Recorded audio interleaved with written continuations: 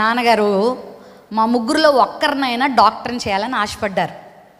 వాస్తవానికి తన ఇద్దరు కుమారులు ఎలాగో దేవుని సేవకే, అది మా నాన్నగారు ఫిక్స్ అయిపోయారు. కనీసం నన్నైనా ఒక డాక్టర్గా చేసి ఆ తర్వాత ఏ సేవకునికో నన్ను ఇచ్చేద్దామని మా డాడీ ఆలోచన చేశారు. చాలా ప్రయత్నాలు చేశారు. నేను ఇంటర్మీడియట్ నేను 10th క్లాస్లో 80% రిజల్ట్ పొందిన తర్వాత మా నాన్నగారు చాలా ప్రయత్నం చేశారు. ఆ సమయంలో నన్ను ఒక మంచి కాలేజీలో జాయిన్ చేసే స్తోమత మా తండ్రి గారికి లేదు. చాలా ప్రయత్నం చేశారు, కానీ మా డాడీ వల్ల అవ్వలేదు. అయితే నన్ను మా ముగ్గురిని ఎవరిని కూడా డాక్టర్గా అంటే MBBS చదివించలేకపోయారు. కానీ ఈరోజు నేను మా తండ్రి గారి పేరు మీదే ఈ రాజమండ్రిలో ఒక మల్టీ స్పెషాలిటీ హాస్పిటలే వచ్చి అనేక మంది డాక్టర్ని అపాయింట్ చేసి వైద్యం అందించే కృప ఇచ్చారంటే మన దేవునికి ఉన్న గొప్పతనం ఎంతదో మీరు ఆలోచించండి. నాకు ఈ విషయంలో ఒక మాట గుర్తొచ్చింది. యోబు గ్రంథం 5వ అధ్యాయం 9వ వచనంలో, ఆయన పరిశోధింపజాలని మహాకార్యములను లెక్కలేనన్ని అద్భుత క్రియలు చేయవాడు. నిజంగా ఈ మాట మరి ఈ కుటుంబం విషయంలో, ఈ పరిచర్య విషయంలో దేవుడు నెరవేర్చాడండి. నేనైతే నమ్ముతున్నాను ఇది కేవలము పేరుకు మాత్రమే హాస్పిటల్ కాదు. ఇందాక దైవజనులు ప్రార్థించిన రీతిగా, చెప్పిన రీతిగా ఇది అనేక మందికి ఆత్మీయ స్వస్థత కేంద్రంగా ఉండబోచున్నది. ఆమెన్, హల్లెలూయా. మరి నా సహోదరులు డాక్టర్ జాన్ వెస్లీ గారిని దేవుడు ఏర్పాటు చేసుకొని మరి చక్కని ప్రార్థనా పర్రాలు, చక్కని తెలివైన చురుకైన భార్యనిచ్చి చక్కని మరి ఈ కృపలో ముందుకు సాగడానికి మరి మా పాలిమానుయల్ గారు కానీ కుటుంబం కానీ మరి ఎంత ఎదిగినా కూడా మా సహోదరుల్లో ఆ యొక్క దీనత్వమును దేవుడు గుర్తించాడు. అంచెలంచెలుగా దేవుడు ఆశీర్దిస్తున్నాడు.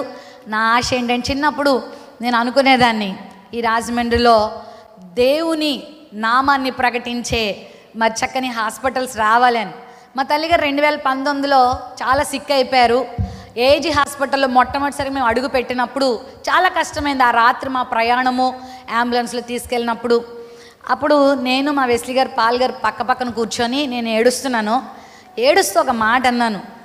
ఏదైనా ప్రాబ్లం వస్తే ఇంత దూరం తీసుకురావాల్సి వస్తుంది కదా, మన రాజమండ్రిలోనే ఇలాంటి హాస్పిటల్ ఉంటే అక్కడున్న అనేకులకు ఎంత ఆశీర్వాదకరంగా ఉంటుంది. ఏది కావాలన్నా హైదరాబాద్ రావాల్సి వస్తుంది, ఏది కావాలన్నా చెన్నై, బెంగళూరు ఇలాంటి పెద్ద పెద్ద సిటీలకు రావాల్సి వస్తుంది కదా, ఇలాంటిదే మరి మంచి హాస్పిటల్ రాజమండ్రి ఉంటే ఎంత బాగుండు అని మేము ముగ్గురం అనుకున్నాం. ప్రియులారా, నిజంగా ఆ హాస్పిటల్లో దుఃఖంతో ఆ రోజు మాట్లాడుకున్న మాటను దేవుడు ఈరోజు నెరవేర్చాడు. హల్లెలూయా. ఇప్పుడు నేనేమనుకుంటున్నానంటే, ఏదైనా సమస్య వస్తే అందరూ హైదరాబాద్ వెళ్దామా, అటు తీసుకెళ్ళిపోదామా అని అనుకుంటారేమో. రానున్న రోజుల్లో ఈసారి మనకి సమస్య వస్తే, పెద్ద పెద్ద మేజర్ ప్రాబ్లం వస్తే రాజమండ్రి JVK హాస్పిటల్కి వెళ్ళిపోదాం పదండి అంటారు అనే మాట వస్తుందని నాకు అనిపిస్తుంది. ఎందుకంటే అలాంటి గొప్ప కార్యం దేవుడి ప్రాంతంలో జరిగించబోతున్నాడు. మరి దేవుని కృప దీని మీద ఉంది. ఇది డబ్బుతోనూ పేరు ప్రఖ్యాతులతోనూ ఏదేదో మీరు ఎవరెవరో అనుకుంటూ ఉంటారు, వాటి ద్వారా అయితే కాదు. 100% చెప్పగలిగిన దేవుని కృపతోనే దీని మీద దేవుని కనుదృష్టి ఉంది. ఇక నేను మాటల్లో చెప్పను, దేవుడే దీన్ని కార్యరూపంలో తీసుకుని రాబోతున్నాడు. ఆమెన్, హల్లెలూయా. ఆయన రాకడ పర్యంతము మరి హాస్పిటల్ పరిచర్య ద్వారా దేవుడు అనేక వేల ఆత్మలు, ఇప్పటికీ పరిచర్య ద్వారా అనేక లక్షల ఆత్మలను దేవుడు దీవెనకరంగా మరి దేవుని వైపుకు ఉంటుండగా మరొక ఈ యొక్క చక్కని మరి సాధనము ద్వారా, హాస్పిటల్ ద్వారా అనేక మంది డాక్టర్స్ని, అనేక మంది సిస్టర్స్ని, అనేక మంది స్టాఫ్ని దేవుడు ఇక్కడ రెడీ చేసి అనేక మందికి ఆశీర్వాదకరంగా మార్చబోతున్నాడు.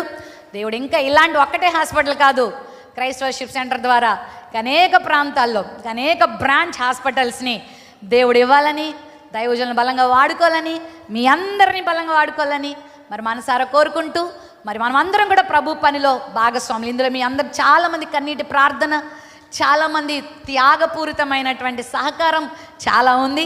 ఖచ్చితంగా ఈ పరిచర్యలో ఏకీవించిన ప్రతి ఒక్కరిని దేవుడు తప్పకుండా దీవిస్తాడు. దేవుడు మిమ్మల్ని, మీ కుటుంబాలని ఈ పరిచర్యను బహుగా దీవించి ఆశీర్వదించును గాక. ఆమేన్.